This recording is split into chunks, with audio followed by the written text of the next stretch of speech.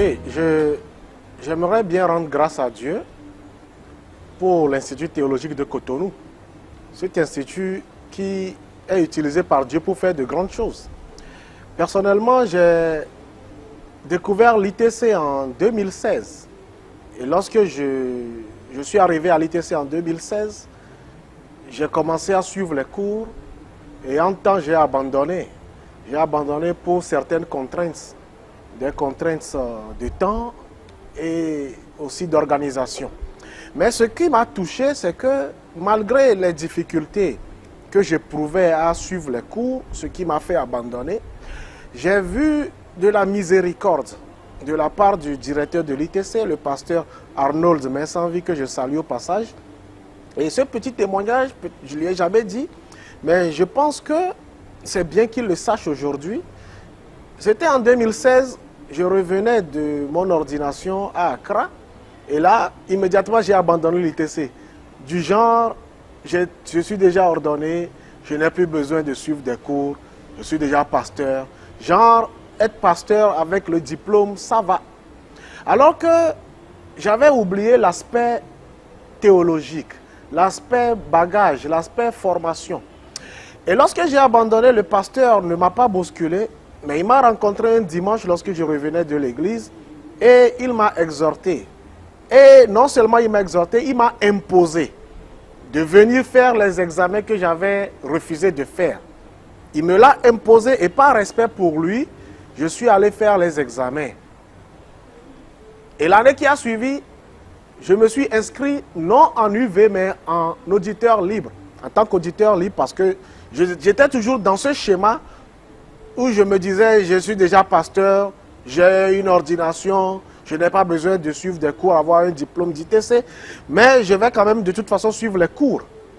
J'ai suivi les cours toute l'année 2017 en auditeur libre. Et c'est à la fin de l'année 2017, lorsqu'on m'a remis le relevé, lorsque le pasteur m'avait obligé de faire les examens et que j'ai vu que j'avais réussi dans toutes les matières, que je me suis résolu à reprendre en UV. Et aujourd'hui, par la grâce de Dieu, je suis en train de finir bientôt 4 ans. Donc c'est pour dire, il a manifesté de la miséricorde. Il a pris à cœur mon problème, il a pris à cœur ma misère. Et il m'a aidé aujourd'hui à être qui je suis. J'ai le bagage théologique, j'ai appris beaucoup de choses. Et ce semestre, avec les dons que nous avons étudiés en doctrine appliquée, je me dis, waouh, c'est des choses qu'il ne fallait pas rater.